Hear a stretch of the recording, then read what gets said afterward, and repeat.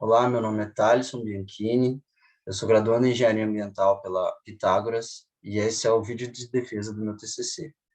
O TCC é sobre planejamento urbano e ambiental e aqui está a introdução. Eu vou discorrer um pouco sobre. Ao observar o poder da influência dos eventos climáticos no modo de vida das pessoas, percebe-se o quão relacionado está a existência humana com o equilíbrio natural. É preciso que o homem compreenda que a sua permanência na Terra depende exclusivamente da sua capacidade de coexistir nele, respeitando a natureza e compreendendo que o consumo exacerbado de seus recursos e o consumo predatório podem de fato contribuir para uma condição de total impossibilidade da manutenção da vida humana na Terra. Com isso, temos a problemática em questão, ou seja, qual a influência do planejamento urbano para o meio ambiente? Desse modo, podemos ver que a incapacidade do ser humano de se relacionar de modo saudável e utilizar conscientemente o que é disponibilizado ao seu alcance traduz o real motivo de se abordar teoricamente esse tema. Nossa necessidade de modificar nosso modo de agir com o objetivo de preservar a natureza. Assim, é importante comentar sobre as regulamentações legais que procuram normatizar as ações relativas à preservação do meio ambiente. Aí aqui temos a problemática, analisar a influência e a importância do planejamento urbano para a questão do meio ambiente e a sua preservação. Os objetivos, geral, analisar a importância do planejamento urbano ambiental para a preservação do meio ambiente e na busca pela sustentabilidade, e os específicos são contextualizar o impacto ambiental, verificar a questão ambiental urbana, apontando a importância de manter o meio ambiente saudável, e dissertar sobre o planejamento ambiental e o tratamento de problemas ambientais em centros urbanos. Aqui temos o primeiro capítulo, que eu tratei sobre definição de impacto ambiental e um pouco das políticas sobre as políticas ambientais brasileiras. A definição que a gente acha na literatura sobre impacto ambiental são as consequências das atividades antrópicas causadoras da degradação ambiental e prejudicial à qualidade de vida dos seres vivos. Já o estudo de impacto ambiental é um estudo exigido na forma de lei, que deve ser elaborado antes da instalação de obras ou atividades potencialmente causadoras de degradação ambiental. Ou seja, trata-se, na verdade, de um estudo que procura assegurar de modo efetivo um meio ambiente equilibrado no ponto de vista ecológico. A elaboração desse tipo de estudo deve acontecer anterior à execução de atividades de grande potencial poluidor. Por causa disso, a sua natureza de exigência prévia. Já o relatório de impacto ambiental, que é um documento com linguagem objetiva e de facilitada compreensão, onde se tem como recurso ilustrações, gráficos, mapas e tabelas que possibilitem o entendimento do que está escrito em seus objetivos. Também tratamos sobre a relação do homem com a natureza. Essa relação ocorre desde sempre com a exigência implícita de um equilíbrio das ações humanas com pressuposto a uma vivência saudável na Terra. Esse equilíbrio resulta de interações ponderadas por parte dos homens, no qual o consumo do que é ofertado, deste modo, o que resta de tal consumo pode ser rapidamente reintegrado à natureza e, por seguinte, transformado. 6 Dedos, uma das minhas referências, menciona o fato de que, ao se falar de capitalismo selvagem, relações de consumo exageradas e, por consequência, predatórias, e outra gama de fatores que se tem em mente não é a crítica a um sistema de governo em si, mas sim ao comportamento destrutivo. Apresentado por uma parcela relevante da comunidade, esse comportamento destrutivo incorre no uso excessivo de recursos que são essenciais para a nossa sobrevivência e que, na decorrência do despejo constante e consciente desses resíduos, levam há décadas para se decompor e corrompem a qualidade de vida de todos. O fenômeno da globalização abriu portas para que as relações comerciais entre as nações acontecessem com mais frequência. As relações comerciais atualmente se configuram como um elemento prático da organização global, na qual as relações de compra e venda ocorrem regradas por relacionamentos previamente acordados entre as partes, onde a possibilidade de perda por um dos lados é praticamente nula. Sendo assim, o não reforço ao consumo consciente e ao uso comedido de recursos ambientais faz com que as consequências do uso e descarte contínuo de resíduos cheguem a todos. Lessa reitera que o mercado procura avaliar fatores que, de alguma forma, possam nos ajudar a nos ajustarmos a um novo modelo consumerista, que seja capaz de conscientizar a todos quanto à necessidade de reeducação comportamental. É importante citar que, ao se explanar a necessidade de adoção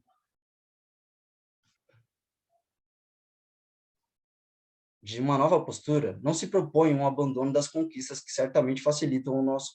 convívio do homem em sociedade. No entanto, é crucial que se diga que há formas de continuar a proteger em harmonia com a preservação de recursos ambientais. Logo, a adoção dessa nova postura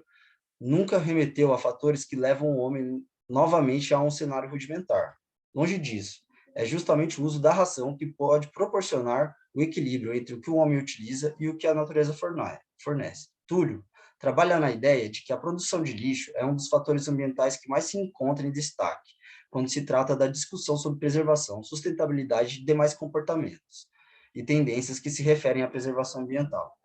Entra aí, então, a questão da sustentabilidade, uma postura que precisa ser validada com mais ênfase atualmente, tendo como base o entendimento de que o reaproveitamento e a reutilização são os caminhos mais coesos para a preservação e o uso consciente da matéria-prima que se almeja ter.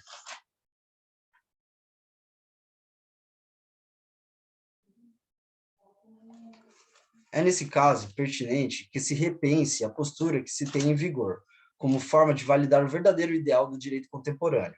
Nemoto e Souza explicam que, de modo geral, se consolida como a gestão de informações em torno das cadeias administrativas e permite aos administradores avaliar os pontos fortes e os pontos fracos na sua cadeia, fornecendo e ajudando na tomada de decisões que resultam na redução dos custos, no aumento da qualidade e no aumento da competitividade. Mua ensina que o direito contemporâneo é um assunto que é relativamente novo dentro da gestão contemporânea. O autor trata o assunto com especial atenção, pelo fato de que o mesmo traz em seu bojo conceitos e abordagens diferenciadas do que se observa em uma relação de consumo globalizado. Nesse sentido, ao se observar o cenário capitalista em que estamos inseridos, constata-se o fato de que o consumo contínuo e o descartar de itens de uso pessoal e coletivo é constante. Ao considerar, então, que na atualidade tem-se diversos impactos ambientais oriundos das ações produzidas pelo homem, o consumismo, a cultura de produtos descartáveis, a forma como as pessoas tendem a não se preocupar com o local onde vivem, torna muito mais fácil a identificação de malefícios ambientais de grandes proporções, em alguns casos irreversíveis. Fica, então, entendido que é vital que o indivíduo tenha ao seu alcance a consciência de que é preciso mudar. Quando as empresas adquirirem esse entendimento, chega-se à conclusão de que, quando cada um faz a sua parte, uma parcela de melhorias estabelece-se de modo concreto. As ações realizadas pela comunidade tendem a mostrar que cada empresa, quando começa a se preocupar com o meio em que vive, tende a agir de forma mais responsável e a repassar aos seus consumidores as ações e comportamentos que ratifiquem esta ação e que reforcem esse pensamento. Podemos aqui, então, ver a proposta sugerida, com o entendimento de que, com a constante ocorrência de eventos naturais, com o poder de constatação de devastação considerável, e que são resultado das mudanças presentes no nosso clima, vem à tona a necessidade de combater essa mudança, que com uma rapidez notável começa a redesenhar locais que não se imaginavam antes serem mutáveis. Mariano relembra o fato essencial de que a adoção de uma nova postura requer por parte de todos a compreensão de que é justamente o modo como se tem agido até agora o maior responsável pelo quadro desastroso que salta aos nossos olhos. Ignorar o fato de que as mudanças climáticas não são resultado de um fato aleatório ou de um evento esporádico da natureza, corresponde ao aval para a perpetuação de um comportamento predatório e irracional. O que se propõe nesse caso é um longo e constante projeto de conscientização que, quanto ao que se utiliza, compreendendo que é justamente por ser um recurso natural que se deve fazer uma utilização regrada. Assim, a mudança quanto à validação dos efeitos das ações de cada um em eventos climáticos futuros precisa ser considerada de forma taxativa, ou seja, o ser humano precisa compreender que há, sim, no caso de eventos naturais, que provocam desastres como desmoronamentos, deslizes de terra, chuvas em excesso ou escassez, temperaturas elevadas, nevasca e ondas de calor, capazes de provocar grandes incêndios, uma boa parcela da responsabilidade de todos os que habitam esse planeta. Normalmente, o ser humano segue uma postura de terceirizar responsabilidades e delegar comumente às organizações estatais ou privadas a culpa por se estar enfrentando uma fase de escassez no que se refere à disponibilidade de recursos e necessidade de utilização consciente de absolutamente tudo que se consome. Com o pensamento exposto acima, o que se pode compreender é que, na tentativa de resistir à necessária mudança comportamental, o ser humano, como um todo, tende a aderir a frases de efeito, como: as pessoas têm que ter mais responsabilidades, as pessoas precisam reduzir seus usos, alguém precisa encontrar uma alternativa de produto biodegradável que substitua o plástico, as empresas precisam parar de produzir tal produto, as pessoas precisam parar de tomar banho de modo consciente, e outra série de injustiças que sempre se referem ao outro, nunca a si próprio, se esquecendo de que a mudança que se procura deve partir de ações primárias e singularizadas, passíveis de serem reproduzidas por outros indivíduos. Ao se retratar essa série de medidas Ao retratar a série de medidas que precisam ser retomadas, a ONU, em seu relatório de mudanças climáticas, expressa com profunda preocupação como todos os efeitos que essas mudanças podem provocar no âmbito geral. O ponto alto, nesse caso, não se relaciona com a mudança que pode afetar a produção de alimentos ou com a ocorrência de furacões com poder de destruição cada vez maior. Obviamente,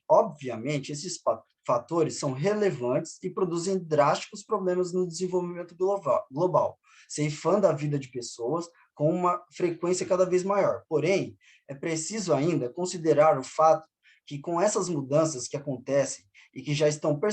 perceptíveis em todos os continentes, o que fica comprometido é a possibilidade da espécie humana de continuar a existir nesse planeta. Assim, chegamos às nossas considerações finais. No decorrer de toda essa abordagem, tem-se falado sobre o direito contemporâneo e a sua necessidade de implantação em todo o cenário nacional, como sendo um fator motivador para a preservação do meio ambiente e para o consumo sustentável e desenvolvimento socioeconômico. Observando, então, o entendimento mostrado acima, consegue-se perceber que a estruturação de uma normativa que busca regulamentar as ações tem como escopo a padronização e sincronização dessas ações, como pressuposto ao êxito das ações de preservação e sustentabilidade. Já a necessidade de se fazer com que a Política Nacional dos Resíduos Sólidos seja vista não somente como uma lei que determina o que deve ser feito ou o que não deve ser praticado, e por aí em diante, mas como devemos também contemplar essa explanação legal, como uma forma de reorientar a postura